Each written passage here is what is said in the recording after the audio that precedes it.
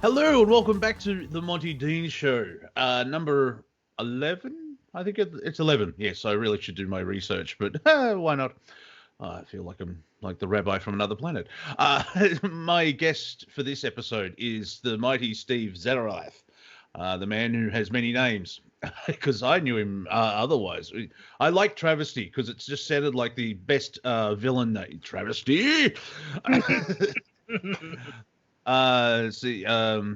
Diviner Norse guy I met through Revolution Radio, as well as he's back and doing music, which is awesome, by the way. So how are you, sir? Oh my God, I'm feeling fantastic. I'm really honored you to have me on, Monty. Thank you. You've been doing a really great show, and with your production quality, I'm offended that you have less subscribers than me. Get up and get those rookie numbers up.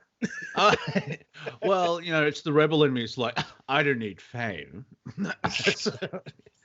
And then my wallet goes, yes, you bloody do. I don't know. My wallet's Scottish, but there you go. Just get up to 1,000. That's all you need for all the basic quirks of YouTube.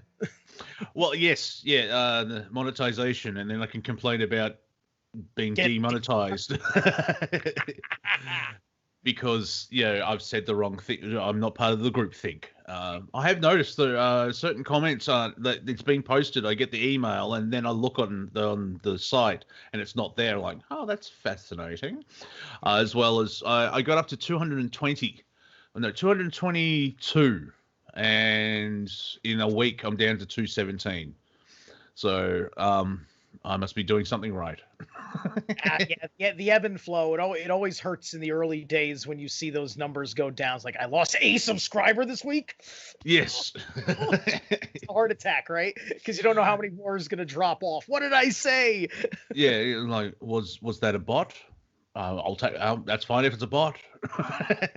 If I lose the bot that keeps telling me about these wild teen girls, that'll be just fine and dandy. You don't know about that because I have a screening process. Yeah, that whole, I'd like to be friends on Facebook. It's like, sure, you've got 3 photos and I have no idea who you are. Well done. Now, I basically, the premise of getting you on is, apart from having a chat and getting a show out, is explain to me, let's get our Norse on. I just wanted to say that. That's it. The show's over. Because I have been watching Vikings. I think, has the second part of season 6 been released? I can't think. I know they did the first half, but I know it's not history, but it's fascinating the way they've put it together, and it's like a starting point. It's not a documentary because there's bits of it that don't make sense, and people complain about it. It's not real. Like, clearly, a dramatic show is not real. Thank you, but there seems to be a lot of connection to it, and it's very popular. You've obviously watched some of it or all of it. Oh man, you know what? I really haven't, and that's mostly my animosity for what History Channel had become. But I do know that it's a good show on a kind of a superficial level. I've heard a good number of things, and one of the best pagan groups out there has been scoring it, which is Warduna. I think it's Warduna has been scoring it. Einar Selvik. You listen to anything that guy touches, and then it's just pagan gold. Yeah. Well, that's the other thing. If you go into it by this is not historically correct, it's a good starting point, and it's raised interest. And it fits more of the framework of the Holy Roman Empire's propaganda about Vikings at the time, because for the most part, what the people like the History Channel, what they're going to do is they're going to get away with things along the lines of the publications of Tacitus, which goes back to when Rome was pagan itself. But Tacitus was effectively like your CIA chief of his age, and his bit was to go off into Roman claimed territories where the people were, for the time, allowed to be left alone. The libertarian ethic. I just want to be left alone by the government. What is it with this Caesar? Yeah. Caesar's an idiot, man. His hair looks funny, and he grabbed him by by the scepter or something. But anyway, so he would go out, and it would be an intelligence operation. He'd be getting the psychological, social structure of the culture of the Germanic peoples, of the Indo-Europeans. Yeah, because that's what Norse means. It means north, doesn't it? Yeah, it basically means north. That's Norway is the northern, like basically like the north. It's a rough translation, but like north, the Northlands, if you will, exactly that kind of association. And I'm not the deepest student on all of the detail facets, because I've been so much more in the meta side of information in my age, but what I do know is that, you know, there's often things where, you know, the Vikings didn't call themselves Vikings. That was the label put upon them. Yes, yeah, and the horns on the helmets, that's just bad marketing. Yeah, that was basically like shamans that were doing shamanic journeys, shamanic rituals, putting on a headdress for a horned god, or a god that had an animal familiar that had horns, and it was part of their channeling process of bringing the god through them. They would wear a ceremonial headdress with horns on it. But because you usually didn't see the shaman, because you were usually looking at the business end of a soldier, you know, as per the war between the empire and the animist pagan people, you know, you saw the guy with the helmet that didn't have horns, but you kind of put the two together in the romanticization / demonization of the Viking. Yeah. For anyone who's doing a marketing degree, this is, you know, 1,000, 2,000 years old. It's still the same thing, where it's misrepresentation, stereotypes, and just putting everything together. And it's like, oh no, they're evil. I just when you were talking about the Germanic people, the thought of what group pissed them off is like, you know what? We're going somewhere colder. We don't like you, Hans. Go away. And they just went to like, we want sun 8 months of the year. That's what we want. Have you seen Eric the Viking? It's a movie, I think, about late 80s. Yes. Written and directed by Terry Jones. Yes. It's good. Because like they talk about High Brazil, on the way, spoilers. Apparently there isn't a good cut of it out there, which is a shame, because I've got a copy of it on DVD, but there's no translation with the Japanese slave driver in the ship. And some of the stuff that he says, you Europeans are idiots. You should eat your lunch out of small boxes, just all stuff like that. But it's fascinating. A lot of research went into it, where it's like High Brazil. They have to go to Valhalla to talk to the gods. You know, John Cleese plays the villain as a bank manager, and it works. It so works. But right at the end, they have to blow the horn to get back home, but they've got a Christian missionary with them, and they get to Valhalla, and he can't see a thing because he doesn't believe. And so he actually walks through a wall. It's like, there's nothing there. And he just wanders off. I found it's not soft disclosure. It's just like, you know, the creator being creative, if that makes sense, where these awesome ideas come out of creative enterprises. So if you're watch Eric the Viking. It is funny. John Cleese, Tim Robbins, and it's... it's quite good. And then watch Vikings if I remember the gist of the plot, it had kind of like, it was like almost like a Norse version of the Odyssey, but like a short story. Yes, yeah. Yeah. Who wrote the Odyssey? Homer? Like, someone sit down and like, this is really long. Like, do you want to? Yeah, edit, man, edit. So, what is the basic I'm not sure if you're familiar with in YouTube world. There's a movie reviewer called Odin, and he's very Christian. So I giggle at that. It's like, I pray for you all. Your name's Odin. Shut up. But yeah, I think there's an element of humor there. But in short, what is well, also I'm sure we'll talk about Thor, the movies in Marvel, because a lot of people know about that as well. Which I'm not up to date with my comic book history, but I can't remember when they brought Thor into Marvel. So it's probably the 60s or something. But they sort of borrowed a lot from the Norse mythology, and then not twisted it, but they molded it into their own story. Right. There was a lot of you had a lot more going on, like in the early 60s stuff. There was a lot more kind of copy pasting things in the Norse system into Thor's side of the adventures, so yeah. like a character that you don't see a lot in the modern Thor comics, that was definitely a part of the 60s, was like Balder, for instance. Balder is Thor's half brother, and he's famous in the Norse Eddas for being assassinated by Hodor at the treachery and trickery of Loki, right? Yeah.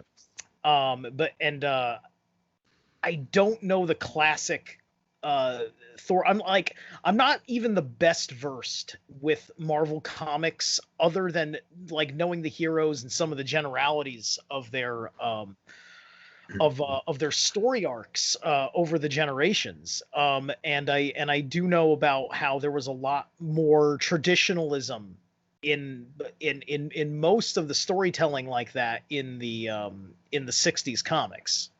Yeah, most people would know because of the movies that have tapped into something, and so I'm just going through a massive Batman phase, and because that started in '39, there's so many different versions of it, like from the 50s version to the 60s with Adam West. Then the resurgence in the late 80s with Tim Burton, and then the animated series Thor, and those type. It's interesting that I like one through story, up until 2017 Doctor Who, where it's because your life's a story. There's episodes, but your life is a story. But comic book characters like that are like Hamlet, where you can, if you still got the core essence of the character or of the story, then you can take it anywhere.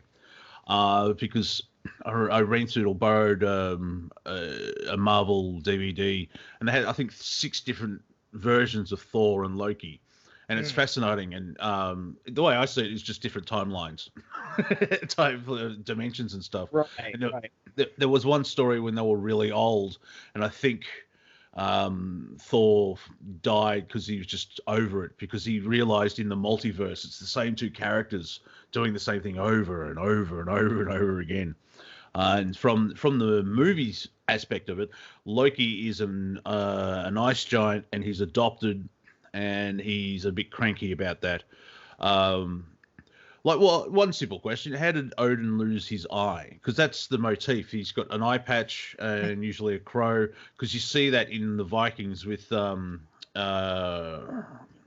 Ragnar, I think his name is. Mm-hmm. I haven't seen it for a while, but he keeps seeing visions of Odin, which is an old man with a stick, and there's a crow, and he's got an eye patch. Which I'll let you explain. Yeah, Odin. Odin is he's got a touch of madness. Okay, it comes with the essence of who he is, which is which is that fervent self-awareness, right? Odin is meant to be, he's a lot like Shiva in the Vedic texts, and some people, and I think of it this way as well, look at Odin as almost an aspect of Shiva because of his relationship to Mercury when you start putting things together in that respect. But the stories get very different. So his eye, he's having a he sacrifices his eye on purpose. He pretty much gouges it out himself, and he puts it in the well, in Mimir's well. Mimir is a god of memory, and he's got a well, a water well that one of the roots of Yggdrasil drinks from, and it's also a well that when he removes his eye, he gives it to the well. It's a sacrificial offering to the well. And is that where the term "well of knowledge" comes from?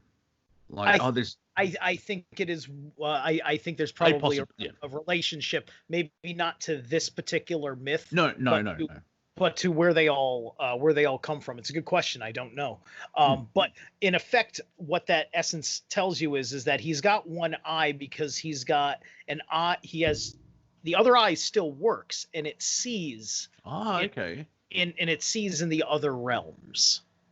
Oh, I wonder if it's a metaphor, the third eye, because unless they cleave in someone's head open and you're going, oh, look, see, this is the pituitary gland. See how the fluorides got in. That, it's not... Now a very quick question as well. When in the mainstream timeline, when did this all happen, or? Because the Vikings are usually Middle Ages or like up till the year 1000 or something like that. Right. Like, when are we told that these myths happen? How like Jesus is 2000 years ago, and then Muhammad 600 AD, and all that type of stuff. This stuff predates written history. Okay. Oh, okay. That's the thing about the oral tradition, right?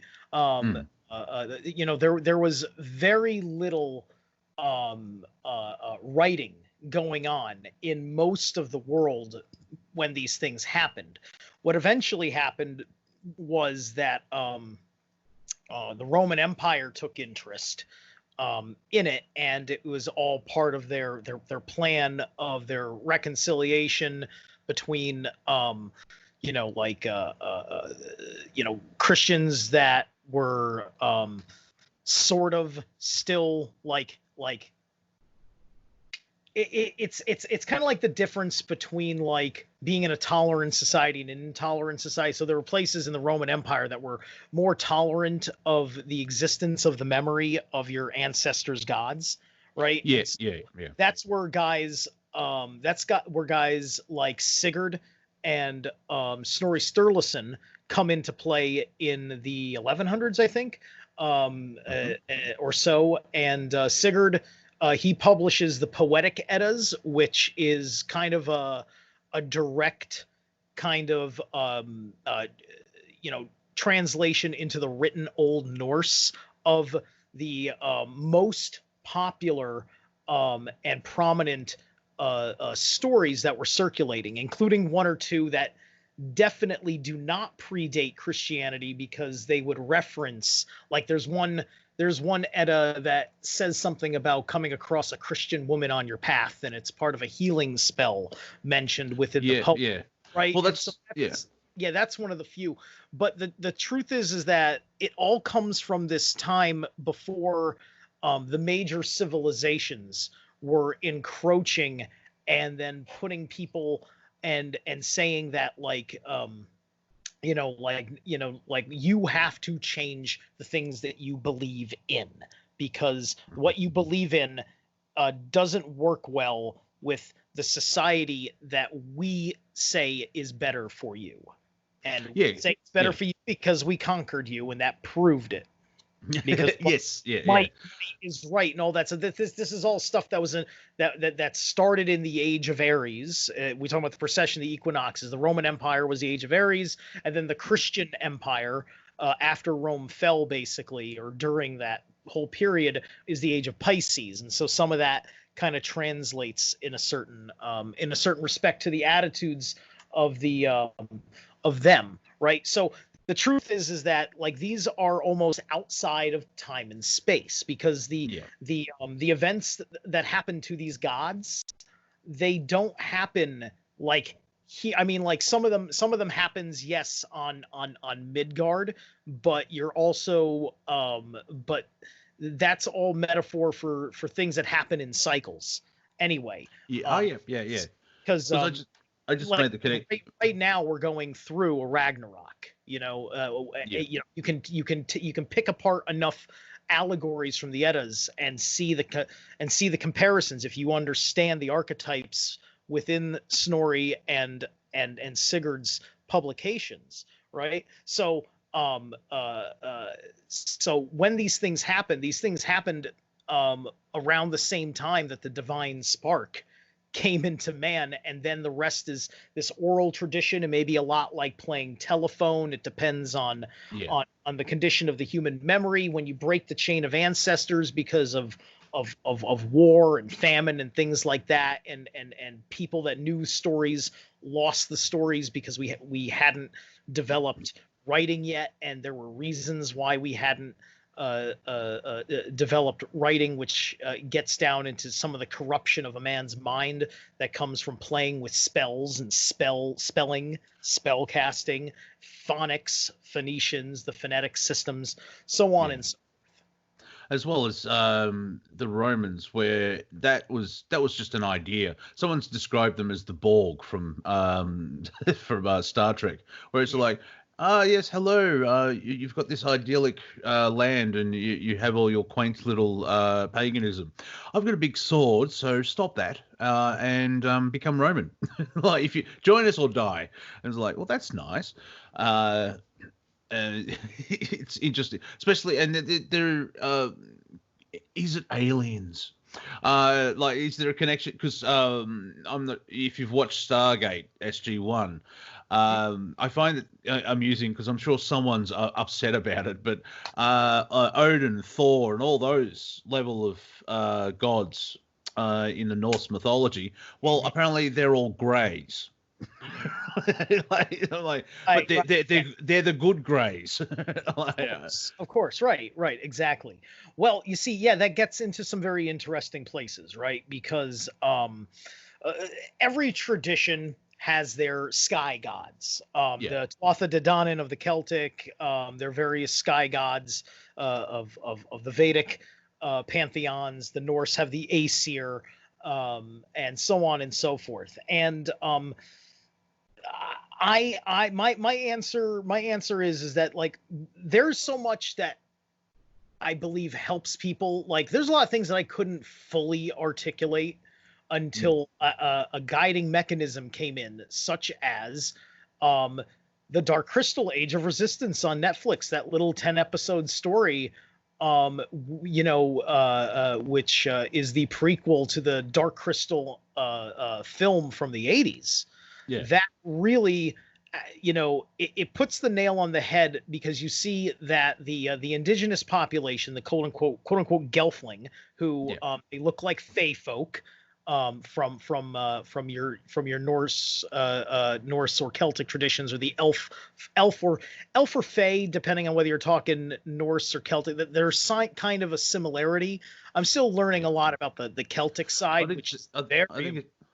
I think it's just size, really. The fairies are small and got wings, and then the elf, because Lord of the Rings. How have we gone 20 minutes in talking about Norse, and we're geeks? It's like we haven't mentioned Lord of the Rings, because Tolkien actually just Tolkien. Anyway, JJ. Yeah, the professor. Yeah, the professor. Let's confuse it further. Anyway, that chap, yes. England didn't really have that mythology background in history. Mainly because it's a totally another show, because I had this conversation about 8 hours ago how someone's been fucking with the timeline. So he took Norse as a base. He wasn't trying to reinvent it, but he took Norse because that's what he taught as a professor at university. Mm-hmm. And he invented Elvish and everything else like that. And it's fascinating, like Rohan, that just screams Norse. The horse masters and everything. I don't know why I had a point and that just dropped off, but it's interesting to see how the stories can be molded and everything. Because, like, I'm sure if we actually knew enough about the names in Lord of the Rings. Well, Yeah. you can go, oh, that's that, like, because they at the end of Lord of the Rings, spoiler, I mean, the book's been out since the 60s. If you have no idea what's going on, all the ring bearers get into a boat at the Grey Havens and head east. I think it's east. To the Undying Lands, where they're basically going back to source. It's doing that. So he borrowed a lot but he put it into a fictional story. Like the idea of the Hobbit was just to entertain his kids, but Right. he borrowed a lot from that, and like the appendices could be their own book, because there's so much in there. Yeah, actually, I want to double check on that because that is important, because there's important distinctions to the metaphysics, the metaphors, to the cardinal directions. When the myths speak of something coming from the north, it matters because then it has an association with other things that are northern or western. Eastern. They head west. They go into the west because the west is the sunset. Usually, it's about it's about the end of things, right? Yes. So I want to say they went west, but going east would be going back to source per se, because when we talk about the Aesir, for instance, right, the Aesir god, part of that root of Aesir is Asia. There is a sense that there's a sense within the etymology. I'm not saying that it's precisely true, although I kind of believe that it is. That there were men that came from the east, from Asia, that made that significance of the West, right? I'll put it to you this way, right? Snorri Sturluson in particular, before he actually gets into the actual stories of the gods themselves, in the Prose Edda, in the beginning of the Prose Edda, because he's a Christian, he had to take the history, or he had to take the stories, because there was a certain sense of a literalism that these gods used to be living men per se, and that he connected, he effectively connected Odin and some of the other gods to Noah, to create a post-flood context of sorts, or perhaps it was a pre-flood context that Noah was a descent. I can't remember, but he puts that Noah context together, which I think is actually a half-truth, which comes back to, you were asking the question before about, are they aliens, right? And the answer is that no, but then they came in and took credit, because the aliens came down, and it was such a miraculous thing that we already had our understanding of the sky gods, of the sky-based pantheons, which the sky gods, they don't represent people that came from the clouds per se. They represent the immaterial forces of the universe. They represent things like gravity and air and the weather and thoughts and things like and things of these nature, these higher consciousness things, right? Where there's where you also have the elder gods, which is not specifically about them being old per se, but that they represent the manifestation of things in time and space. This is where you get the Vanir gods in Norse, their sect is known as the Vanatru, people that are very deliberately and specifically into like Besla, Njord, Frey and Freyr. These are gods of nature, like the forests and the rivers and the oceans, elementals and the animals and such. Exactly, right. So and that impostoring makes sense, because there's the story of the Aesir Vanir War. It's in just a few short stanzas within the poem, it gives you a lot of artistic information that you fill in the epic saga in and of itself. And the heart and the soul of the Aesir Vanir War is ultimately about what the Asatru tradition versus the Vanatru tradition is. Asatru being these things of the sky, these things of this is more correspondent to people that like to build and people that like to develop and to learn and to wage war and things, or at least to build defenses for war and things like that. Where the Vanatru are more like, tree hugging hippies, you put those archetypes together. So it was about the conflict between, if we want to have a strong family, we have to have a strong home for that family, which means we have to build a domicile for that family. That requires sacrificing from the land because we have to chop down a tree, right? And so the Aesir Vanir War was effectively about this internal struggle, this internal conflict between not wanting to destroy everything that is beautiful, natural, in order with the natural laws of the universe, that gives us our trees, our clean rivers, and our air and all that stuff, versus we want to like build a small town or a city or whatever. In the modern parlance, manufacturing and the big concrete jungles that we have today. And how do you balance that? Because that war ended with the Aesir coming up on top in a very similar way to the way the Allied forces came out on top in World War One. So the hippies one, it's very similar to a lot of shamanistic religions. When they take a life of an animal so they can feed their family and their tribe, they thank it for thank you for its service type thing, and so you remain in balance. It's like in The Witcher when Yennefer goes to wizard or witch university, where their magic, the dark magic, however you want to say it, is there has to be a sacrifice to have control, and like you take the life force out of a plant so you can raise a rock. If you remember that.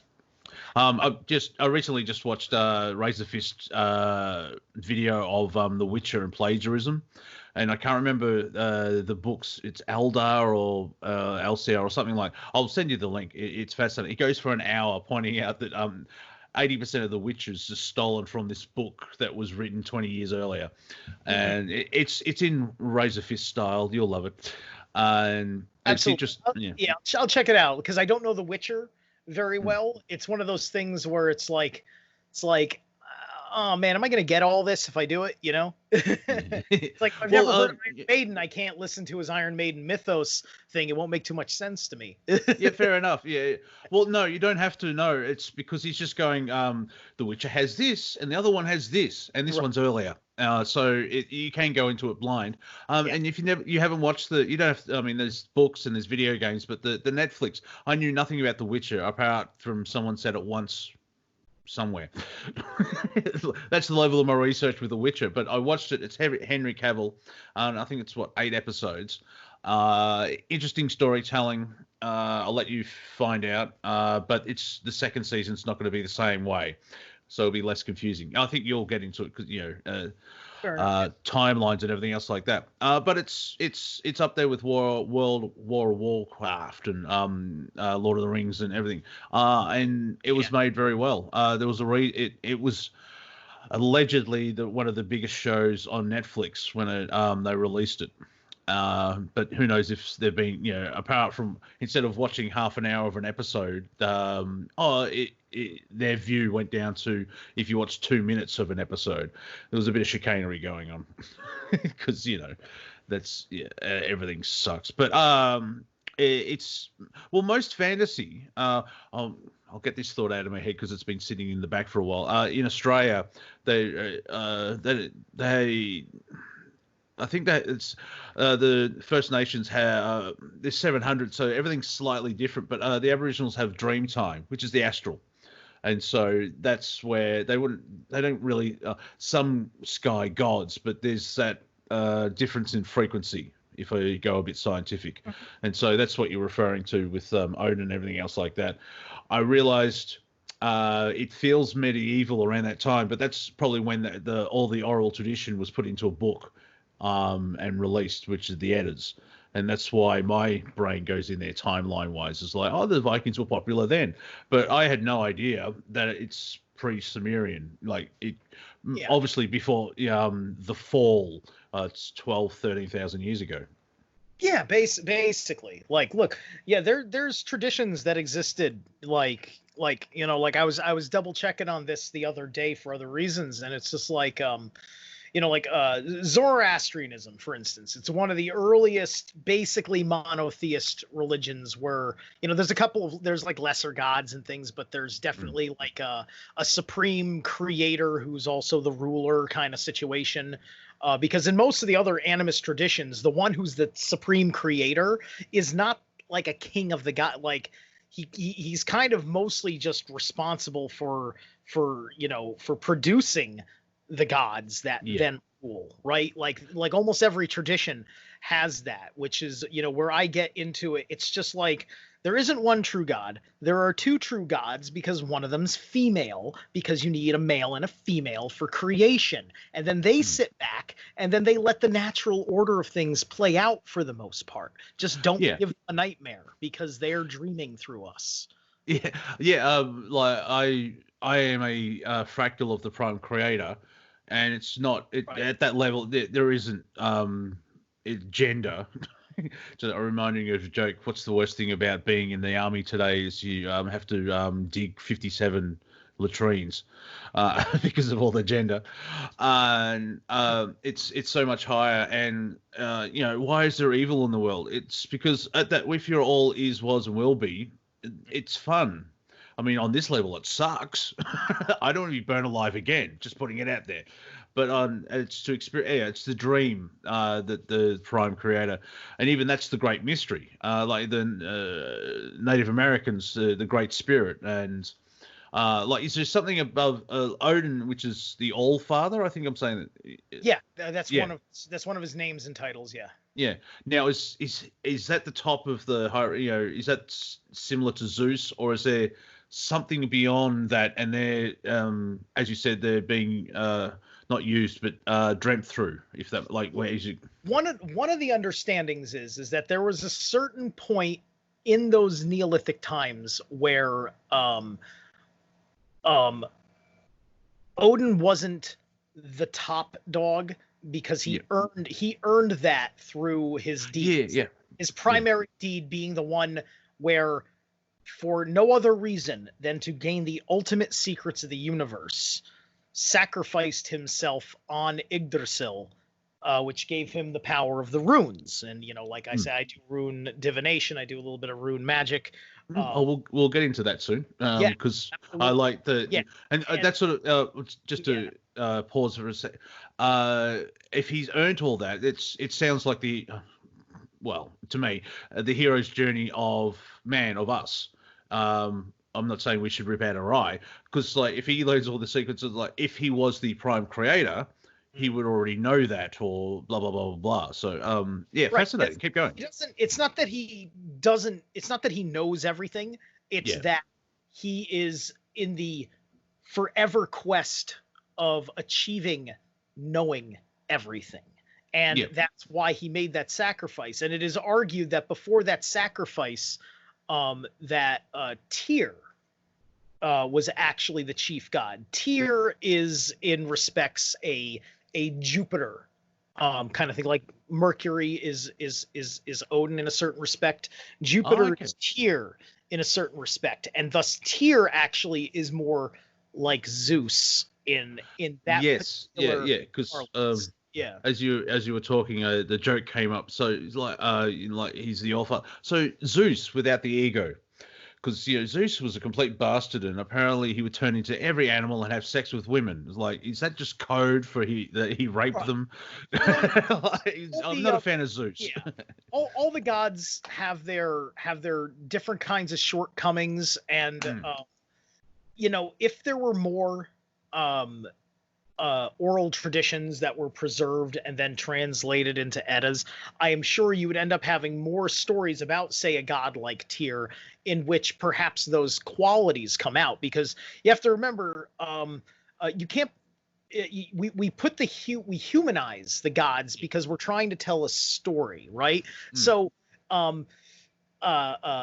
just understand that when you're teasing a god for like things that you would tease a human for, just understand that that's great fun, but also don't take it too literally as the outright moral judgment of the god itself. Right, because that kind of happened, and that's when you had the problem of like over time, especially especially in the later era, leading up and through the kind of the early pagan revivals occurring in 19th century literature and study. That you had, I mentioned Asatru before, right? Which that's where you're basically primarily about the Aesir gods. You're about Odin, you're about Thor, you're about Tyr, you're about all these gods of the higher realms.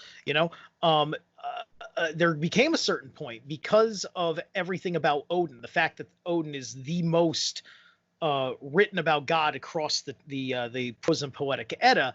There kind of became a cult of Odin, which kind of narrowed down Asatru to Odin himself, and Odin is considered the mad god.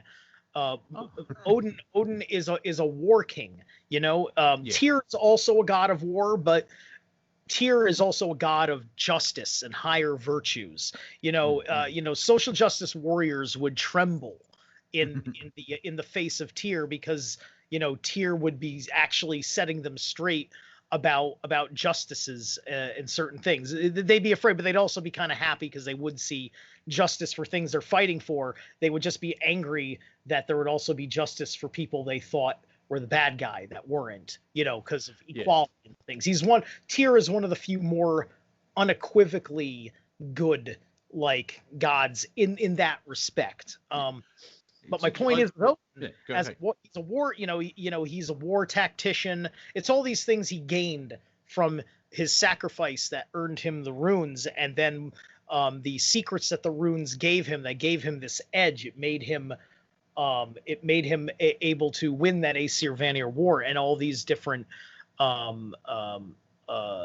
things, and to secure the Nine Realms properly, and to guard Valhalla and to guard Midgard, which are the two that are the most under attack from various sources. Some of them more principle of chaos, some of them more principle of things that are legitimate evil, because there's evils that are not evils, just like we have the debate about sin because of how sin was perverted as a concept by the church, versus deeper violations of the natural order of things, right? So Odin, without the checks and balances of the other gods, and being like, just venerating Odin and living the way he did, making the sacrifices, being brutal, being a chief strategist, conquering things, and so on and so forth. Like the Vikings, there were a lot of the Viking era had a lot of cult of Odin, and then that got revitalized with the Nazis, which is where the Nazis get all of their Norse-esque perverted imagery, such as the SS is a particular rune. It's the Soul rune. It's the soul. It means soul. That's what that means. And they made that mean secret. Their secret Spets police, whatever the SS stood for in German. The swastika was based on the Filfot, which was also loosely based on the rune called Uwaj, which is the rune of death and rebirth, of transformation, which is what the Germans got. They died and got reborn, and then died again because they kept in the wheel, and the wheel was their existence, and they're dead again. The swastika, I know it's the German, but that's that type of that spinning wheel, like even is it the Isle of Man? You've got the four legs running. It's similar to a vortex. The thing is, it's because the German Hitler I think it's the only thing I'm going to praise Hitler for. Great graphic designer, because he took it. I think he turned it around and put it on its edge instead of flat like a window. It's on a point, on a white circle with a red background, and because of all of that, that symbol is being attributed to hate, and yet that's the only time in history that I'm aware of that it was picked up by morons. Usually every other time it's like the Buddhists have swastikas, but it's the other way. And, oh, look, they're Nazis. I'm like, no, it's symbology. And and I'm sure there is a room for it because it's it's similar to a spiral, which is that whole vortex and portals and all that. Yeah. I love in the movie Iron Skies, early on when you're seeing the Nazi propaganda on the moon base and the teacher shows them the swastika and they says like, in our glorious Reich and its sign of peace, right? Yeah. So the swastika, right? And then later on, there's the reveal in the war room with the president and the World Council, and they find the swastika shaped Nazi base on the moon, and they're looking at it on the big screen. And then there's the India delegation is there. He's got a swastika on his ring, and he goes, "No, this is a sign of peace. This is a sign of peace." yeah. It's not us. I find it interesting as well with Iron Sky, where Charlie Chaplin, the great Charlie Chaplin, made a 15-minute short film of propaganda, and apparently 2 hours was cut out of it. Did you see the sequel to it? Oh, not yet. You'll be able to find it. That it actually came out. I think they didn't have it's made well, but something's just a little bit off. It wasn't as popular as the first one, but it's worth seeing. It A, took a while to make, and B, I'd imagine there was probably some of that anti-conservative, like conservatives are Nazi kind of thing. Because you got to remember, it ended with Sarah Palin being revealed as part of the Reich and all that. Yeah. So, well, the one thing did you? I let it run because I like watching credits just to see who did stuff, and sometimes because Marvel wasn't the first people to do it, but a lot of people put like little epilogues at the end of in credits and everything else like that. So I let it run out so I don't miss anything. If you remember it, the end of the film, spoilers everyone, you're pulling out of Earth where they've all the countries are firing off their nukes and they're slowly destroying each other. And as the credits going up, Earth's getting smaller and smaller and smaller. And you go past the moon where it's had the gouge out of it from the weapon, and then you pull out, and just as the end where it's like copyright blah blah blah, it stops just over Mars.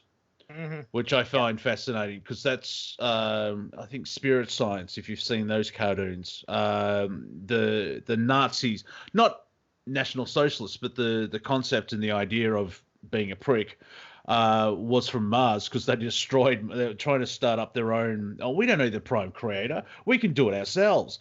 Crap, the planet's dying because they destroyed Mars, and so they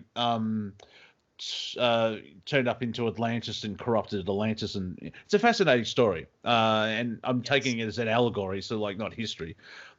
But I did find that fascinating that they ended on Mars. Like, ooh, these people have done their research. No, they definitely the first movie was like did they just listen to everything that like Jim Mars was talking about? Yeah, yes. I love Sean David Morton's compliment about Jim Mars. A man so great, they named a planet after him. Yes, sir. So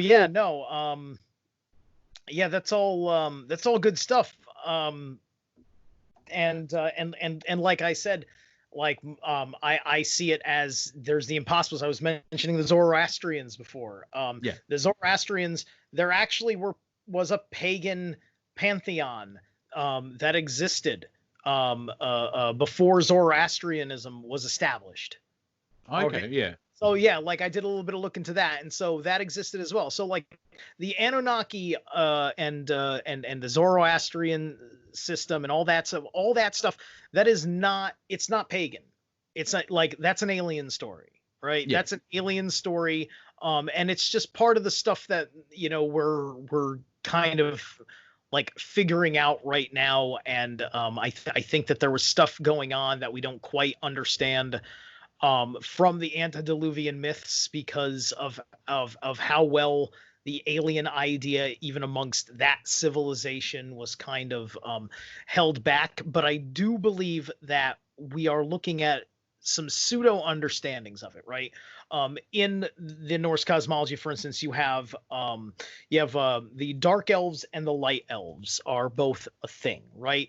And Odin is considered, um Odin's not like, Odin's sort of an elf, but you know, like he's not an elf, he's a god, but he's got a very elf like quality. And the elves are, um the light elves are of two different kinds of concepts for people that come from Alfheim or Logelfheim, which is the light elf realm. And that is that of there's a evolutionary process that you can kind of see as it works itself through in some of the Eddas about the dwarves, and for instance, because we talk more about the dwarves in the published Eddas than the elves, but the elves also are a very important force. And once again, this is when you start getting into the archaeology of the thing and understand and trying to pick up on things lost from what was rituals and traditions and burial rites and stuff. But dwarves were part of the sense of the lower self of a man, and it's the sense of creative, survivalist, centered being, right? And then you evolve as a human from a dwarf-like consciousness to that of an elf-like consciousness, and that's where you start getting into higher magics and wisdom and things like that. Now, along that path of evolution, you can be corrupted, and when you become corrupted, you become a dark elf. And this allegory, to bring us back to Lord of the Rings, is well versed when you look at the creation of the Uruk-hai. The Uruk-hai, and there's I don't know if it's in the extended or in the regular cut, but I think it's in the regular cut, but they explain that, you know, the Uruk-hai were basically, Sauron had kidnapped many elves, and he tortured them and twisted them and corrupted them, and that's kind of part of that Uruk-hai process. And I think that there's also a nod to the Gollum of there's Gollum, there's like Gollum from Lord of the Rings, but then there's also Gollum, which is the like the clay, like Golem, right? And because when you look at the scene where the Uruk-hais are being made in Fellowship with Saruman, they're in like these like mud cocoons, and they're birthed out of the dirt. Out of the dirt, exactly. And I think I know he the mad scientist that he is, he's actually he mixed orc with goblin, I think, or something. The Uruk-hai is like the next evolution of the orc. The orcs were owls at one time and were corrupted, and then what he was doing is he's perfecting the orcs from into the Uruk-hai. This is from the movie, but the book could be slightly different. I think the book is different, but I think the metaphor may even be implied from the book. I have to read. I'm really bad. I've read The Hobbit. I haven't read the others. But yes, it's an investment. I'm just saying. In the movie, Gimli said that these are Uruk-hai. They are like, I think they're human. I think they're like human orc hybrids. I think that's what it was, right? Because I think the orc proper is what you see in the Hobbit movie, And then the Mordecai is that evolution for Lord of the Rings. And then of course you have the goblins, which are a different subspecies of orc and stuff. Yeah. Yeah, they're like a subspecies of orc, and they're kind of like they're kind of like they're in that fae folk category, but twisted and evil. I just remembered as well that the Uruk-hai orcs don't go out in sunlight for whatever they're afraid of, whatever. But the Uruk-hai don't care, so there's that improvement as well, where they can travel at day during the day, and that makes them more ruthless, because orcs would usually just under the cover of darkness, which could be just another metaphor about the pure evil, and so the light of the sun would be an enemy to them. Yeah, it's kind of like demons, right? Like Thor has a relationship with with the sun in certain respects, and with Mars in certain respects, because he's got rams that pull his chariot. But he's got this because of Mjolnir. Mjolnir is kind of like on a scientific level, which you get at in the films, kind of, is electromagnetic forces and stuff. And the sun does that electromagnetic force thing. And now Thor, as a protector of Earth, something that anybody who is spiritually attuned understands, is that it is more likely that you're going to encounter nefarious entities from the other side at night. They sometimes there's reasons why they are capable and will show up in the day, but they largely come out at night. And I look at the sun as that is Thor's cast of protection. This is also similar in Celtic mythology. I think that the Dagda of Celtic mythology, who is he's called the good god, which I think that's what Dagda translates to, who he serves the same purpose of protecting the island of Ireland, from various evil forces, such as the Fomori, which are this Lovecraftian Dagon kind of empire from under the sea. And he protects Ireland with a giant club, and he beats back the enemies. And the Dagda, I think, has a relationship to the sun, although I think he's a bit of a water god, but he's got a relationship to the sun. Thor is the same thing, where his presence is this thing that has zero tolerance for threats. That's his shtick. If you're a threat to everybody being chill, I'm picking up my hammer and I'm smashing your face like a Cannibal Corpse album. Yeah, now that's also that would Thor's favorite album. Okay, that would explain as well, in a way, you're worthy to pick up the hammer. Like, just going by the movies, that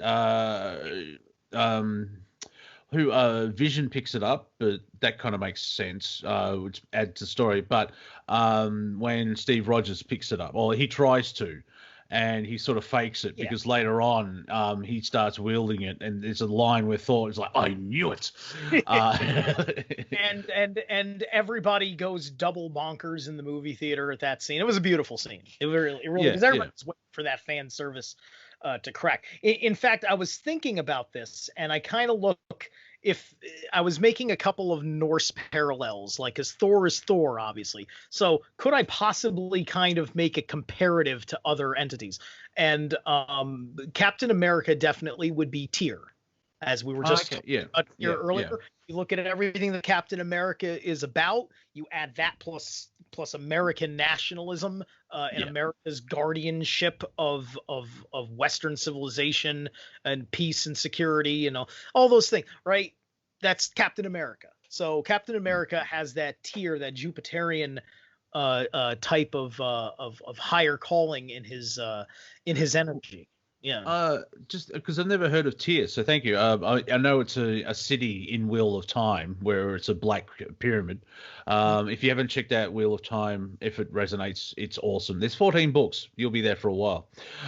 It's written very well. Tyr is probably really like my favorite of the gods, because certain things, as I was looking into and looking for the inner standing of what Tyr represents, I started to realize that I think that this god has been probably the most influential force in my life, especially my early childhood development, than any other, because you have no idea how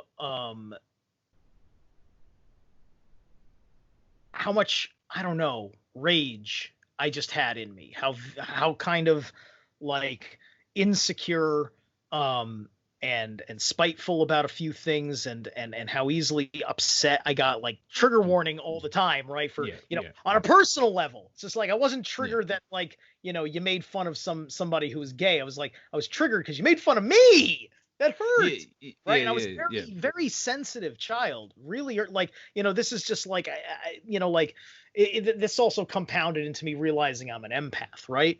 But in short, Tyr in the myths, he makes a sacrifice just like Odin does. He sacrifices his right hand. He sacrifices his right hand to tame the Fenrir wolf. And Fenrir wolf is the embodiment of just destruction. It's just the appetite for destruction. Guns N' Roses, right? Gotta make our metal references here. Oh, of course, yes. We're talking about Vikings. yeah, exactly. So this is the appetite for destruction. If you ever seen Neverending Story, it's the nothing. It's why there's that wolf that Atreyu has to confront, who is a servant of the nothing. It's telling you that the nothing is a representation of what Fenrir is all about, and the Ragnarok, and it's about and Fenrir. What does Fenrir do in the Ragnarok? This is when all hell breaks loose, and Tyr loses control of the wolf that he sacrificed his hand for, to leash him with subtlety. Is that Fenrir consumes Odin, consumes the mind, to darken the mind, to destroy all thought, and to destroy everything that gives us our understanding of things, to help perpetuate the destruction of everything, right? And that's what Fenrir wants. But there's a non-understood principle as to why the gods didn't make an effort to destroy Fenrir after they realized he was getting too big and problematic, because he started as a cute puppy. And I think that at the end of the day, Fenrir represents a kind of a sympathetic pain. That there's a deeper truth beyond it all that is hard to understand amongst the force that wants to destroy you. It's like when you watch that movie and if you ever watch the movie and you've got that character that is this horrible villain who did the most vicious things, maybe they were a terrorist or whatever. Yeah. But then towards the end, whether they redeem themselves or not, something is revealed where you kind of get to the heart of their motivation as a monster, right? Yeah. And kind of reveals that one missing nugget, right? It's the way of a good villain is they think they're doing the right thing. And what you're just referring to, like, say, they're evil. You find out that they're trying, like Dr. Freeze in Batman. He's just trying to save his wife. Right. He's a complete bastard about it. yeah, exactly. But as you said, you find that final piece of, like, what's their actual motivation, and they usually believe they're doing the right. Like Thanos, there's a connection with people with Thanos. His motivation is to try and save the universe. I mean, instead of having the affinity stones and creating more resources, he wants to remove half the population of living things. Thanos is an embodiment of the Extinction Rebellion that we've been living under. Mm. You know, so you see, like, when myths and things like comic books and other storytellers, when they do their job properly, you create new entities that give you a focus point of understanding to solve problems, right?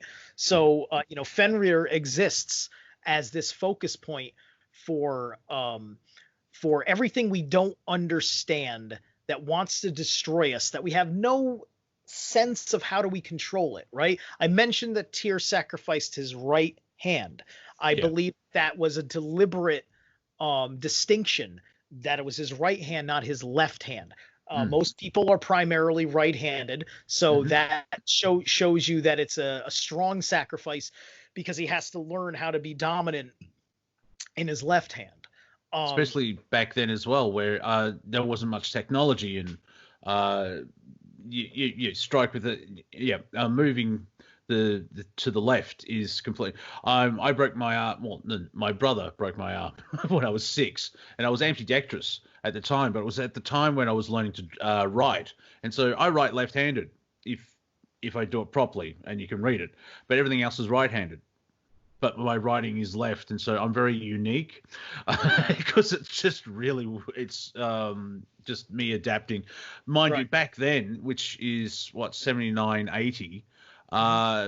It's only 6 weeks, but at the age of 5 or 6, that felt like an eternity.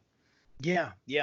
So, I looked at my childhood in retrospect, and I said, I felt that beast in me. I felt that it's just like, none of this serves me. Because when you're that young, you don't have like some existential ideology about saving the planet or whatever. That stuff gets imprinted in you, because people have to tell you there's a problem, because all is your immediate surroundings, right? And you just trying to deal with what you need to for your life. Right. As well as the time when it happened, the 80s, 90s, because I think we're about 10 years apart. We won't tell. A lady doesn't tell their age. But it's like, I'm just thinking, is like, being angry or just dealing with negative emotions as a teenager, being the generation that we are, very similar. Back then it was like, I'll suck it up, or you're being silly. Yeah, there wasn't. We didn't have that guidance, which we sort of found for ourselves. I think that's part of the journey of what we're experiencing, because I didn't really have the rage, because when I did get angry, it's even now I don't want to get angry, because time will fly and I wake up and there's red stuff all over my hands. Oh, what happened here? But I would sort of go into the sorrow spinning, and like, oh, I'm not good enough, basically. Right. And it's in like especially the 90s, where it's like being Generation X. I use the Simpsons reference, like, we're trying to get the Generation X's. Yeah, groovy.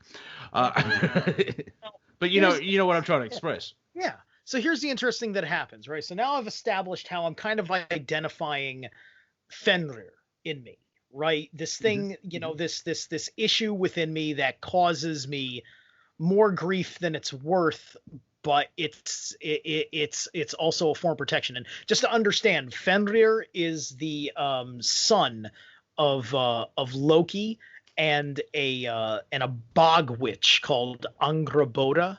And it's kind of like the bog or the swamp. This is it's a place that's got like people can't like live in the swamp. I mean, they can't. You got people that live in the swamp, but they don't really live in the swamp. They live in they found a piece of land right next to the swamp and they deal with it, right? But there's too much dangers. It's not healthy. There's creatures in murky, shallow waters like alligators or snakes or whatever that are going to bite you or whatever. Like Loki was upset about stuff going on because like effectively, because it comes from the complication of understanding Loki and understanding where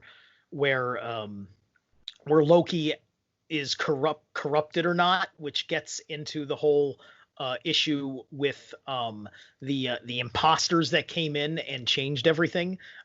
Because let me get back on Fenrir, because that's going down a whole other rabbit yeah.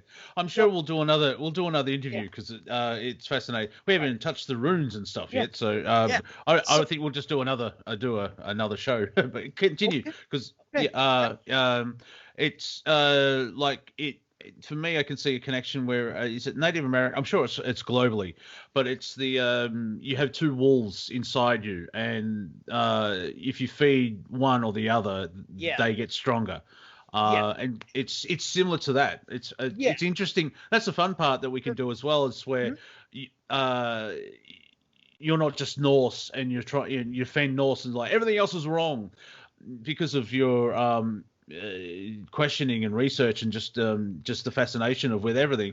You can see the parallels and the premise that's followed through. It's like, well, see, this is Norse, which is around that time. However, this is the Celts, which is very similar. You know, it's the fun part of seeing how everything is connected. Yes, absolutely. The two wolves, that could be an illusion, that could be connected to Odin too, because Odin has Geri and Freki. Geri is the wolf of greed, and Freki is the wolf of frenzy. And so these represent some like inherent parts of like our animal instincts, and you train these wolves. You can't tame them, but you can train them. Right. And so Geri, who means greed, he's your hunter wolf, and Freki, who is frenzy, he is your scrapper, if you will, when you're in the midst of the fight, and the only thing that there is just that survival, that muscle memory. You get into, like, you can be civilized all you want, but sometimes there's that you have to get into the frenzy of the fight because of the full measure the enemy is putting on you. Right. So then you have to be a bigger animal than the animal trying to kill you for all sorts of reasons. And that's what Geri and Freki represent. Now, for me, with the Fenrir thing, what happened is that at a certain point, because I was raised Catholic, Catholicism, I think there was an underlying need for spirituality that was coming from Catholic school's supposed to be something to help me, and it wasn't helping me for all the things, all the dullness that is, all of the boring, or what you would consider to be like almost dead rituals that are of that system.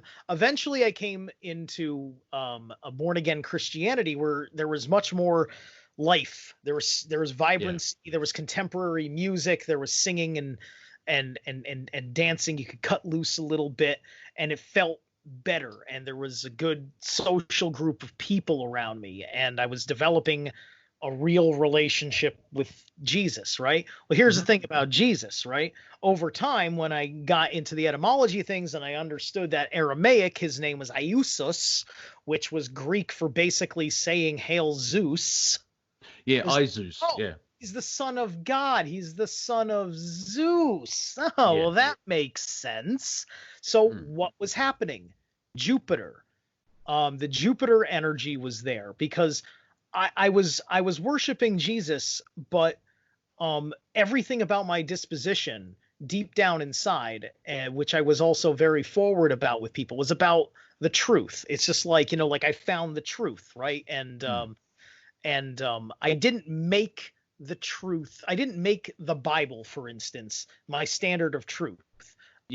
Truth was like very Madame Blavatsky. I have no idea who Madame Blavatsky is, but this whole issue of truth being higher than any other religion, right? But that then if I go and I look at the qualities of Jupiter, the qualities of Tyr, the qualities of any other god that is a Jupiter based god, I'm like, oh, so I don't know what everybody else's relationship with Jesus was, but I think my relationship with Jesus may have actually been better understood than them, because eventually I walked away not knowing that, but I didn't walk away from like God in my heart per se, but I just said, Mm. like, all I know is that I don't know anything, and I just want to move forward, doing the right thing, and not being so hung up on sin, because I think I want to get laid at some point before I Yes, get yeah, married. Little yeah, stupid little things like that. Not trying to be yeah, but debaucherous or whatever, but no, just no, be no, no. like, The idea of actually making love and having that connection yeah, with another. Yeah. precise. It. So I don't know so if you want to think of pick. myself as Fenrir, and then my spirituality was Tyr was succeeding and reining me in. I was putting that stuff in, and kind of bringing that wolf down, and it eventually gets to that innocence of it. I learned a lesson about there's another wolf that is kind of what Fenrir is supposed to be. There's a wolf that people don't know because he's only really mentioned in one place, called Vandagander. Vandagander, who is a product of the river Van, which is an important river in the nine realms of Norse mythology. It's very connected to the cosmic creation. And Vandagander is the pure wild wolf. It is everything that is the wild chaos of the free universe. Yeah. Okay, and so that is the opposite of Fenrir. And Tyr's job is to get the pain, to get the core wound out of Fenrir, to transmute Fenrir into Vandagander. And my personal journey of going from being completely out of control to being who I am now is a personal representation of that. And that's what I want. Yeah, that makes sense. With the leaving the Catholic Church, use ice cream as a metaphor. It's like I didn't stop ice cream. I just don't like that flavor. All the shit bits, and so it's that's what is fascinating. That's why I find Christianity fascinating, or Christendom, where there's over 30,000 different churches, and they think they're all right, and everyone else is wrong. Like, yeah, good luck with it. Now, with Tyr, that's Jupiter, and how does Saturn fall into this? Because Saturn is Kronos, I believe, and Jupiter's Zeus. Right. And Right. so Kronos has been retired or killed, depending on what story. Which sort of, if you take a step back, it's fascinating where these are the major gods, and then you 3 books in, and then Jupiter killed Kronos. Well, hang on, wait. Who's Kronos? What's going? There's always this. It's an ongoing story, but we jump in halfway through. If you know what I mean, it's like, well, what are the stories of Kronos? Where did he come from? Blah blah blah blah blah, and everything else like that. So in Norse mythology, how does Saturn fit into? Is there something beyond Tyr? I make this equation with the Vanir gods, with Saturn, and the chief. There's 3 primary Vanir gods. There's Frey and Freyr, who are their husband and wife. They may also kind of be brother and sister. There's kind of that kind of play in the myths, in kind of a subtle kind of suggestion, if you will. Yeah. And it's understood, that Freya, who is the female, she's the one that is one of Odin's wives. Odin has Frigg as his main wife. Freya is his wife as a compact for peace between the Aesir and the Vanir, and then then also he's got a couple other wives, or a couple other lovers. Like in the Norse myths, Odin's the one that sleeps around, like, as opposed to Zeus in the other one, right? But Njord, who is who's like he's a god of the sea, but he's also or is it she? My head's running all amok on that one off the top. But it's like Earth. Like Earth has kind of like 2 names, 2 or 3 names. There's Erd, which is also the past, or what once was. Erd is and Earth with a U. Bestla, who is Earth as Odin's wife and mother of Thor. Big difference between the movies and the comic books is that it's Frigg or Frey, or Freya, whichever is Odin's wife in the movie, is Thor's mother in the movies. But in the actual cosmology, Thor, it's very important that Thor is half of the Earth herself, right? Gaia, if you will, is the mother of Thor, and that's why he's the Earth protector, and is unequivocally human friendly, right? And so Njord, these are the elder gods, like I mentioned, that they correspond to things that involve time and space, and time and space is the realm of Kronos. It is the realm of the Saturn system, and we've been dealing with the corruption of that. All the black cube cults are the corruption of Saturn that has made Saturn veneration as something considered to be evil, because there are certain people that use their sorcery and their psychology to entrap you in a system of fear, domination, control. So Saturn would be neutral if we're going with the good bad. Saturn usually is neutral. All the planets are neutral. Yeah. Yeah, and so of course some controlling gits have manipulated, and they use. It's like technology isn't bad. It's the said use of technology, like say 5G, where if it's weapon grades frequency, but if you tweak it and go the other way, it could be healing your body like a med bed. It's the thing exists. It's the way you can be manipulated or use it, if that makes sense. Yeah, exactly. We use the illusion of time and space, so that way not everything happens all at once, all in the same spot. Well, it's like I say, like we're all we're fractals of the prime creator. I talk to Christians and say, well, just like you, I'm a god. You're not God. If I was a god, I could do this. Agreements were made. We are all one, and it just happens that the person that they call Jesus now just didn't have the it's not upgrades, but it didn't have the suppression. The limitations that placed on us, which is why we're through religion, education, and the interesting times that we live in, is there's certain groups of people that control are actually afraid of us, because if we tap into our natural divine power, we can be Thor or an Odin like. They will come through you, like in the animist traditions of the gods. It's not like in Christianity or something where you can pray, or it's not like in Kabbalah and demonology, where if you do a certain ritual, you've summoned an entity that does your will, and you just made sure you summon the right entity for the job or whatever. The gods don't work like that. The gods want to see us be 10 times like the gods are within us, right? All of these gods that I've mentioned, and all the gods I haven't mentioned, they're all aspects of things within us that we pull forward. Okay. If I am being the most acutely aware person on the planet, where I'm listening to every little thing, looking at everything, smelling every little thing, what I'm doing is I'm tapping into Heimdall.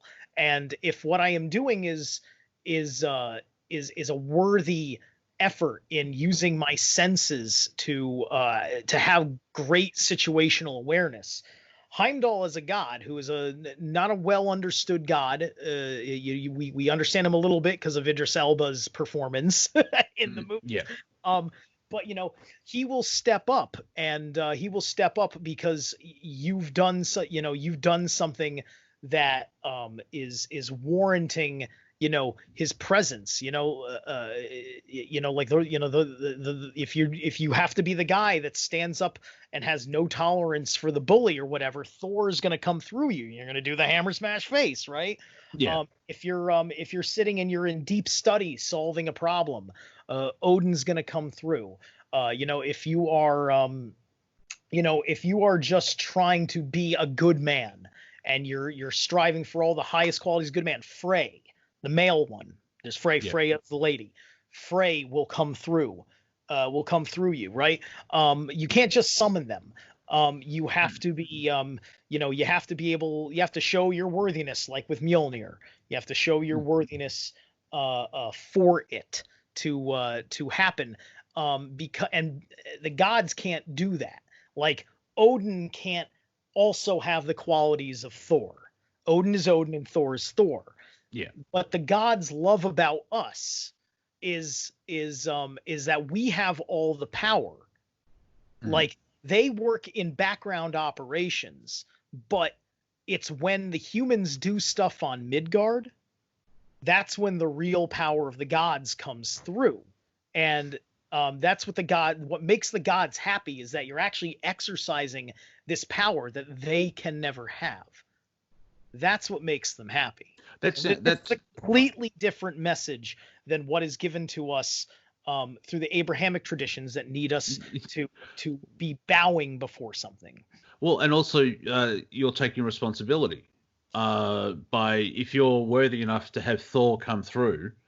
It's because there's an element of responsibility, and you are not the plaything like in the Greek Zeus, and I mean the Romans has just basically taken the Greek model and changed all the names, and even with Christianity as well, where the contradictions of I love you, you're all going to burn in hell, and the Lord has a plan for us, but then something happens. Well, the Lord moves in mysterious ways.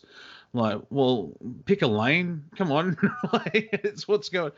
I just go Ho'oponopono, and that's about the end of it. Yeah, you're fair. I like that one as well. No, the beautiful thing about being an animist is that you can pull in from the other traditions. There's all these missing pieces that are very beautiful when you start figuring out, here are the pagan gods of Africa. Here's the pagan spirits from the Native Americans. You go to Japan and you look at anything happening with the Tao, or is it Taoism, or like their or Shinto, excuse me. Like all the great anime that gives you that shows you the spirit world, whether it's Inuyasha, Miyazaki's Spirited Away, and other high fantasy anime like that, Sailor Moon or whatever. That's great stuff demonstrating animism, getting you familiar with the spirit world, with how the energies of the universe flow.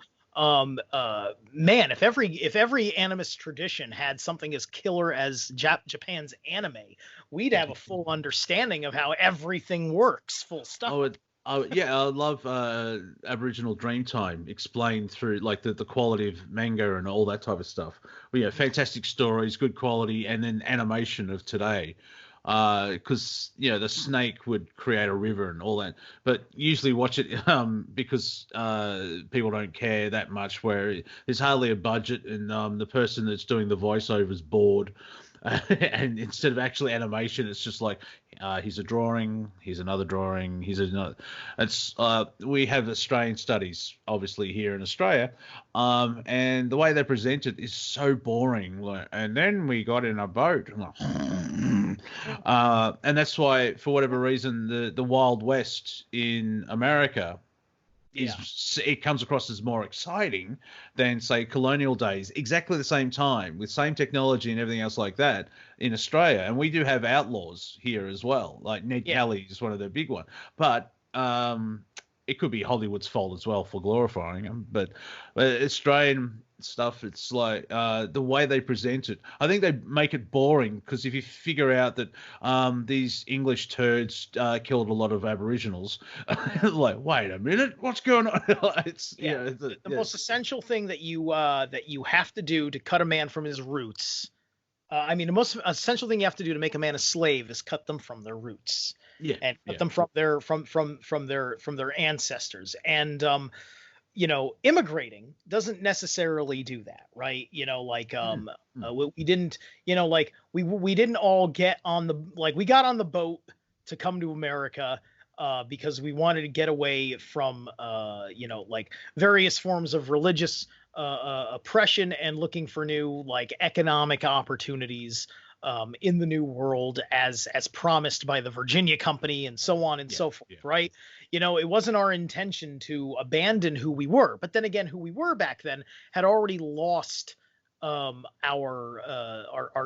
breadth of understanding of the pagan traditions, and so we were carrying the adopted Christian traditions, and that's the way it goes. It's like we were savages sacrificing things and going to war and having diseases and all that stuff. And then eventually through Christianity, we rationally worked all that stuff out. And now we have civilization and nice things and so on and so forth.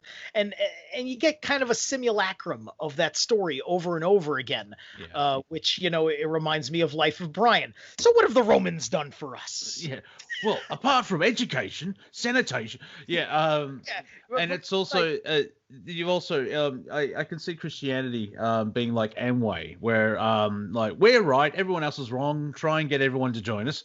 And if you notice, the occult, which just means hidden, it doesn't mean it's evil. There is some evil in there, obviously, but it's the whole thing of you're not a Christian. Clearly, you're Satan. You're a devil, and you're evil, and God loves you and smites you at the same time. And, it just told the Dalai Lama. It's like the Chinese saying the Dalai Lama's a terrorist. Why? Because he goes around telling everyone to be compassionate and love everyone. I mean, the nerve. Exactly. and that's what happens when you make things monotheist when they're not. The natural order of the universe makes it very clear that things are not monotheist.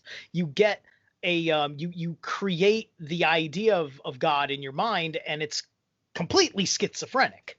It's completely all over the place because they've absorbed all these different elements, right? You talk about aspects of the underworld. I mean, the first and foremost thing is if you're going to insist on calling the underworld hell, then you have to give the Norse credit for it. You have to, because the name comes from Hel, Hel, the goddess Hel, who is a giant in Norse mythology. Is that is a simulacrum to Kali from the Vedics. Now that's different from Hela from the movies. Well, Hela is isn't that Zeus's wife, the Greek goddess Hela? Well, Kate Blanchett plays the one who destroys Asgard, or gets destroyed in Asgard in the movies. Oh, yeah, that was Hel, wasn't she? Yeah. Right. There's that's kind of different. Okay. Yeah. That's kind of different, right? Hel is one of Loki's daughters. Okay. Oh, that's okay. About her. Second thing about her is that she is one of the good creations that came. I mean, Loki made a lot of Loki is the father of or is it mother? No, he's the mother, because Loki is legitimately gender fluid, because Loki gives birth, can become a woman and bring to term a creature. Yeah. Hela is Hel is his daughter, and she's half alive, half dead, and that's expressed in her face and the way she's supposed to look. And she is the queen of the underworld, Helheim. That's her realm. That's the and that realm represents the unconscious as well. So hell manifests in our life when things that happen in our unconscious or in the collective unconscious come to the surface. I mentioned how we can tell that we're in Ragnarok right now by certain signs. One of the signs of that is when you, if you can psychologically observe where you see the collective unconscious working together as a hostile horde, as Freud would call it, the primal horde. Yeah. That is the Draugr. The Draugr are undead soldiers that come from Helheim, those that fell in battle that were not worthy of Valhalla. Yeah. Okay. And so what you have is you have all of these, that's why I made the statement earlier about Tyr and the social justice warriors, because these Draugr are coming from people that have a perverted form of justice in their hearts. And now that is emerging, and now they come up as the Draugr, and the Draugr is one of the things that the Uruk-hai as such is based on, because the Uruk-hai is an end times army. That's the bit with introducing Uruk-hai and Fellowship, and then you've got just like super army of Uruk-hai by Return of the King. Right, and Lord of the Rings is very appropriate for Celtic and Norse comparatives to mythology, because there was so much love and care that Tolkien did and that Peter Jackson did with films. Okay, so all of that is very appropriate to insert right in, because even the Ring story itself comes specifically from an evil dwarf that becomes a dragon. But anyway, yes. So so now they've emerged out of this underworld, and they're being heralded by all of the chaos brought forth by their anguish over their lost cause. Naglfar is the name of the ship which Loki helms that brings in the horde of Draugr. So you've got all of these Antifa types, militant Black Lives Matter, social justice warriors that are Antifa, sympathizers that'll kind of punch you on the side, kind of crazy people that'll hurt whomever indiscriminately. That they are your Draugr. They're being led by Loki as basically a mouthpiece, as they're listening to kind of like the ambiguous kind of mob leadership that's just kind of pointing in a direction of where a source of pain for them to destroy is. This is also similar to the energies of Fenrir, the one who wants to destroy everything and consume the mind. And Naglfar is made out of the fingernails of the dead. And lovely. the thing that burned into my mind most precisely was during the Justice Kavanaugh hearings, where they literally had the Me Too movement women clawing at the door to the Supreme Court to prevent their alleged rapist of the court in there, Justice Kavanaugh, and I saw Naglfar immediately upon that, and I said, like, oh, okay. They're the Draugr, right? This is what it's like to live as an animist and to see the world in a certain way. So, I've been watching this Ragnarok go on, and now we're going through certainly an interesting phase of it while we're still in this crazy lockdown, which is the ultimate in fear, domination, and control. We just dealt with the violent side of Black Lives Matter for almost 2 weeks, the aftermath of that with monument destruction. Monument destruction is a good understanding of the idea of destroying your mind. Fenrir swallowing Odin, or trying to, as we've lost so much history. How would you see with the amount of African Americans doesn't cover all the blacks, so it's interesting the labels now being shifted to blacks, which includes everyone from Africa and just skin. Right. But more blacks have died because of the Black Lives Matter protests than were killed by police beforehand.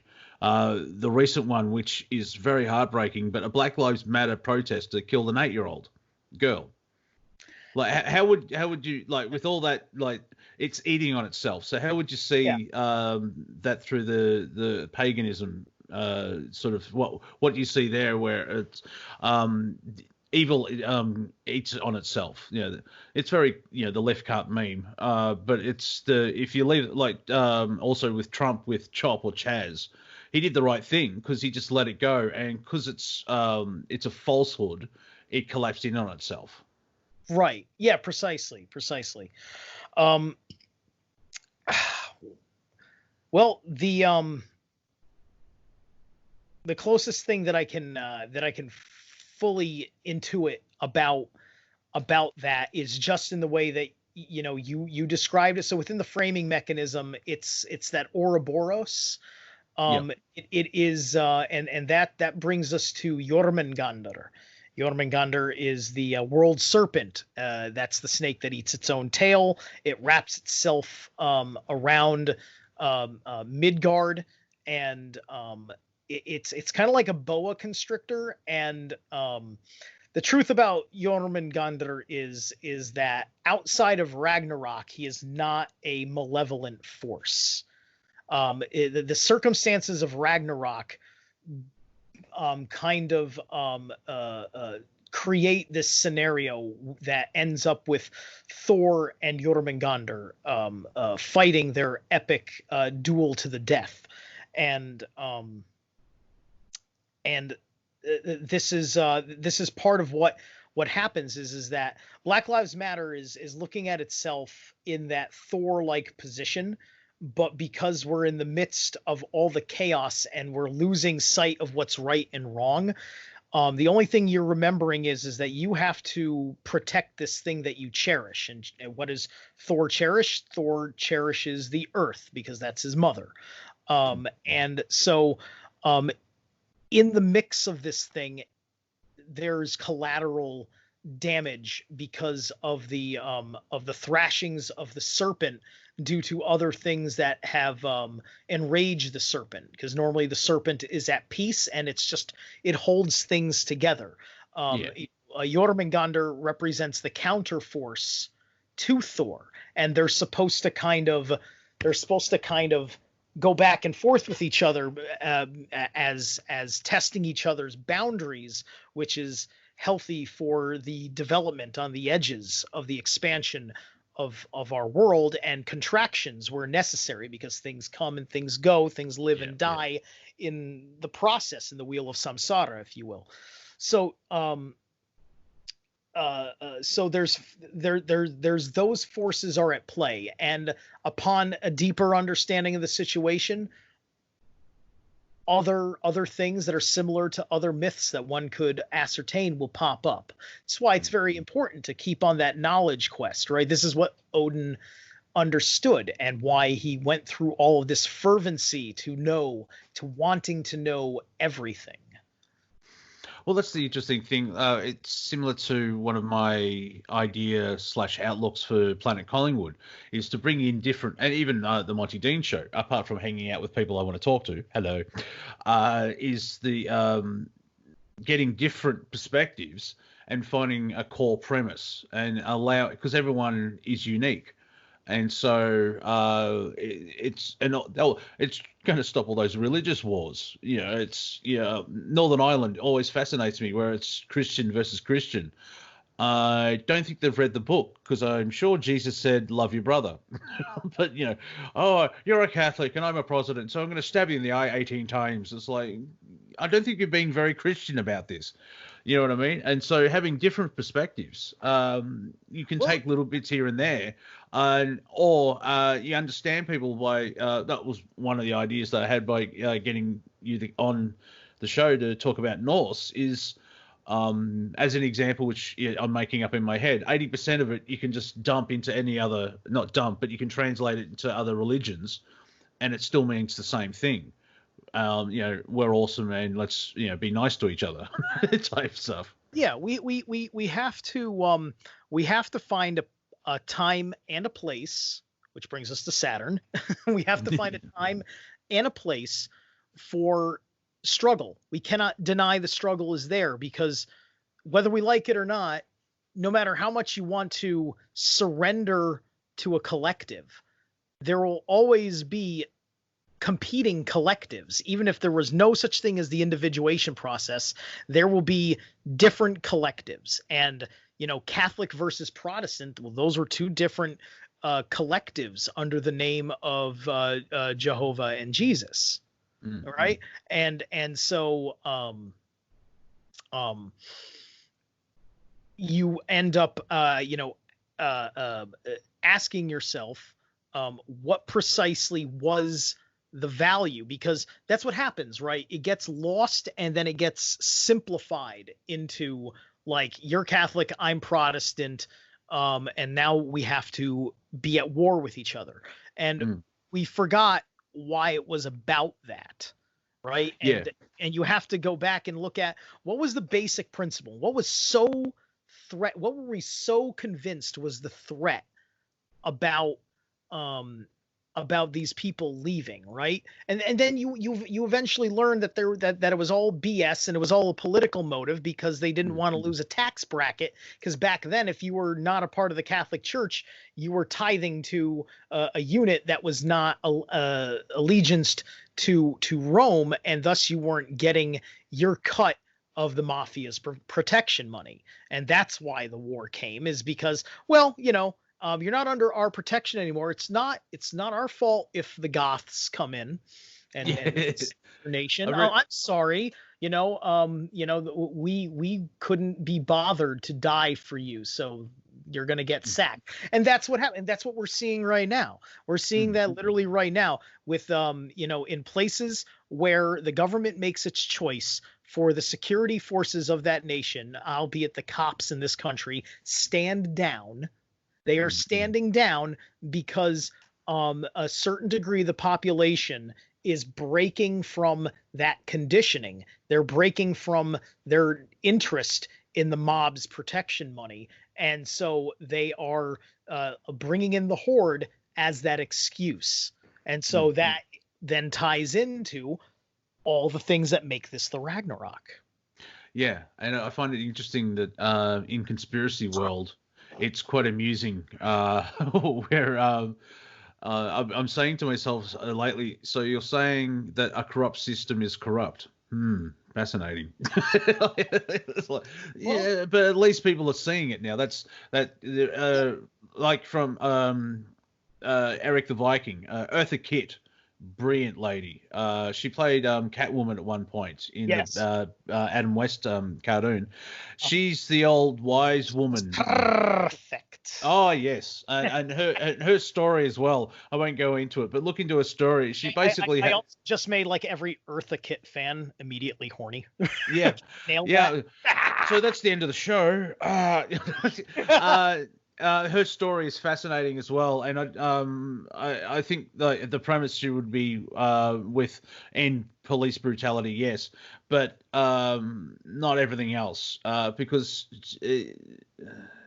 I don't see racism in the system, but because everybody that if you judge people on their merit, they get popular.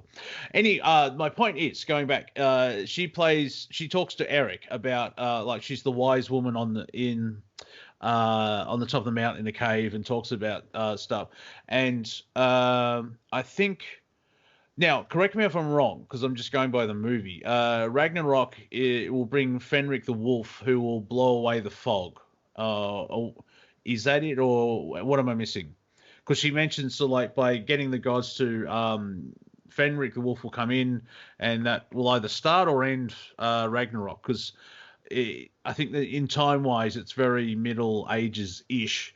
It could be climate change or whatever. But there's a lot of fog and crap going on in the story. Right. Well, you're talking about in the movie, the Marvel movie? Yeah, no, the Eric the Viking movie, the Terry Jones film. It's been so long since I watched that film, I forget what context there was to Ragnarok, and I can't say that much. I will say this much though, is that I do think that once you started talking about Ragnarok the way it's published, right? Once we get into the written language angle of this. I think that there's an allegory there for what is the end of pagan Europe, right? Where the encroachment the church and the church sanctioned kingdoms. They and their brute force and their intolerance of the old world of the many gods was the actions they took to bring everybody into the umbrella of the church. That was a Ragnarok that was occurring then as well, and you which would also part of the Ragnarok is heralded by something called the Fimbulvinter, which is the Great Winter. There's a super winter that predates and then goes on during the Ragnarok. The mini ice age in Europe starts, I forget exactly when it starts, but it doesn't end until we're practically in the Civil War, in America. But it went on, like, I want to say like the 1100, the 1200s or whatever, right? And that was the mini ice age that mostly affected Europe in the Northern Hemisphere. Well, I'll be goddamned if that isn't the Fimbulvinter. So that was a Ragnarok that they were having. Now I pray that we don't have climate change bring in another Fimbulvinter, like a literal Fimbulvinter. But we have to, you look for the metaphors for what the deeper meaning of what the Fimbulvinter represents. Yes. So, well, we're nearly up to 2 hours, so I feel like I'm talking to David. I give you 3 questions, and here we are. So to wrap up, I'm just going to call this part 1 because we still haven't talked about the runes and tarot and even music. So I'm sure you'll come back. I still have those photos. Wink, wink. So a bit of blackmailing there, my friend. The influence of Norse mythology on the planet. And not many people bring it up, and that's why I am, is 4 days of the week are Norse, aren't they? And I keep forgetting Tuesday, but Wednesday somehow is morphed from Odin's day. Wednesday is for Odin.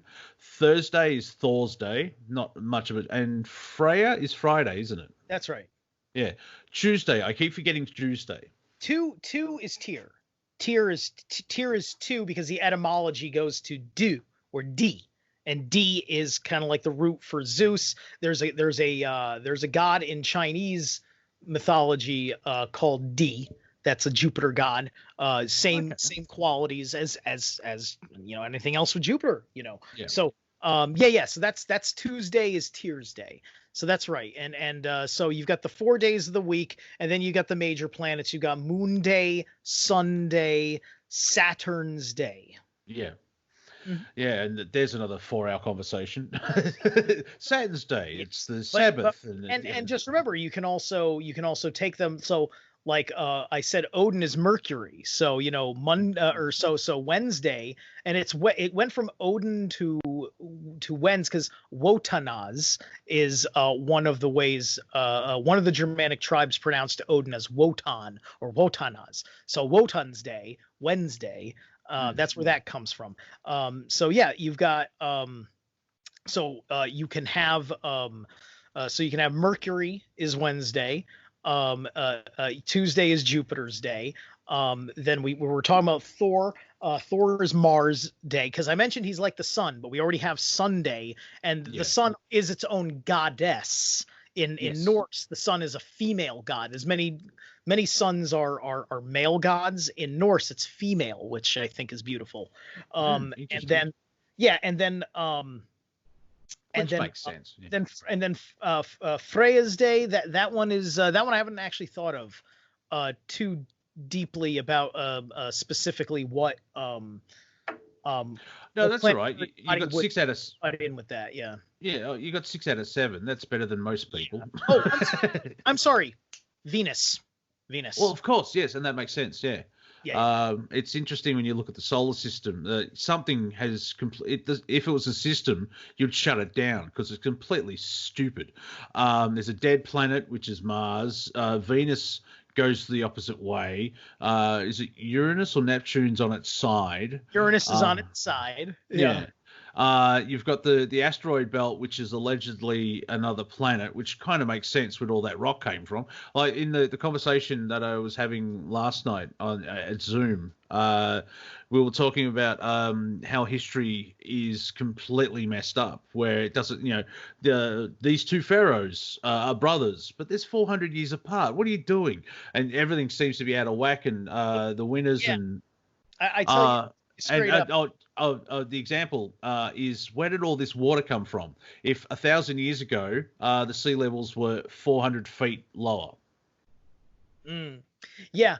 You see, I think that it's fairly simple. See, the thing that makes Earth unique to the other planets is that it's not actually round. I'm not making that statement. I'm making the opposite of that statement. Okay. Yeah. Look at Mars. Mars, with the exception of its big scar, which I suspect was caused by Venus when it was created. That it's a round.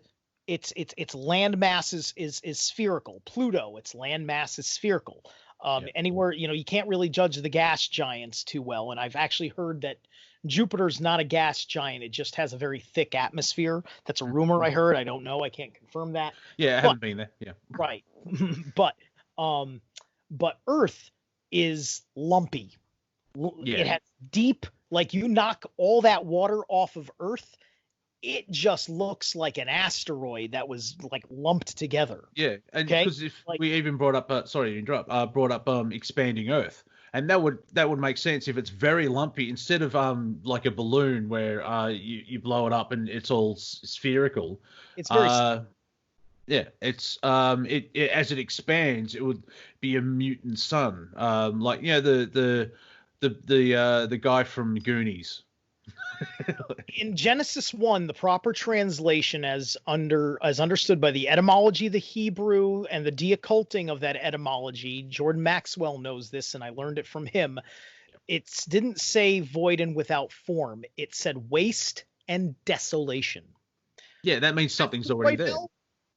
The asteroid belt is Marduk, the planet Marduk. Yeah. Earth is what's left of Marduk. Okay, so I say happened. See, this is the fun part where I don't agree with you 100%. However, if you've got photographs, that's it. We're going to war. That's it. Belief system is I'll see you at the forum, my friend. I can't tolerate it. Hammer smash face. Me and my minions will see you in the squared ring. Yes. But it's fascinating. Like, we don't the whole shape of the planet thing. I try and diffuse it because it's not a conversation anymore. It's like, well, I question. Well, you're wrong. I'm like, okay, yeah, we can't have a conversation. This is why we can't have a conversation about it, because someone gets very angry about it. Like not just one person, but the entire people that clearly it's a pretzel or a donut. That's why flight times are short. But and also with everything we're going through, that's a question to be answered later. And when we win or things get better, then we can find out, they've been lying to us about that and that and that and that and that. Oh, that was right. And that and that. Like with the lockdown and like 2020, like we're only halfway through, and it feels like a decade. And it's like, is this like a Stephen King film directed by Tarantino? What's going on? The Pentagon said, yeah, those videos of UFOs are real and they're official. Nothing. No mainstream, no blow up. Everything else is like, it's like, yeah, okay. Yep. No, it's just taxpayer money. Citizens don't have to ask anything about that. Yeah, it just proved, and like they didn't say it's aliens. They just said the footage is like, well, if it's not aliens, that's high technology that someone has on this planet, and right. you think there would be more questions, and there are, but we'll do that another time. So we'll call this part 1. Thank you, Steve, for the last 2 hours. Would you like to share how people can get in contact with you, business-wise, not personally? You don't want to have everyone going, "Dear Steve, I love you." I could use a little bit more love, though. No, but seriously. Yeah. Yes. So, my primary thing that I promote is my YouTube. So, youtube.com/Zerilath. I youtube.com/Zerilath. That will be, yes, link description in the below that doesn't exist right now, but in the future through yes, magic it'll be there. All right. yes, And you can contact me for a rune and tarot divination reading, which we'll get into in the future when you want to have me on, hopefully sooner than later. I've absolutely loved this. I know you well from working on the radio with you, so it's great. So you can hit me up at Zerilath at freedomslips.com. Zerilath, it's Zerilath, by the way. Zerilath396 is my account on Facebook. You can get updates there. I usually will multi-stream something on YouTube and Facebook when I'm streaming from home, one of my projects. And also that same email, you can contact me. I've recently added a new service, which is very interesting. It took some encouragement from people that really saw it in me, but targeted individuals, people that are the subject of covert harassment. I offer a consultation for that. You hit me up in an email, you explain it to me. I make sure that it's definitely something I'm qualified to consult you for. And then I take time with you for a week and over a month of working with you. If you're being plagued by like some cult has put a curse on you or something, or you've got like a demon issue, alien abduction, Men in Black type of situations, all this kind of stuff that is beyond the ability of like the police or something, because it's an insubstantial problem. A targeted individual consultation, hit me up and we'll see if I can help you out. Okay. Those are the ways, those are the primary things people can contact me with for my work here. awesome. Yeah, we'll definitely get you back because I can see another 2 shows of just having a chinwag and having a waffle. So if you're on, if you're on YouTube, if you're listening on Apple and Spotify, hello, we always love you. Please share, subscribe, like, and do all the. If you want to leave a comment, be nice about it, because we don't need grief. There's enough grief in the world. If you don't agree with anything we've said, thank you for getting to this point of the video right at the end, 2 hours in. And like, I'm still dear sir, madam. Yeah. We will return. I'm not sure when, but I'm a Time Lord. Who knows what happens? So thank you, Steve. And thank you, audience. We will speak to you soon.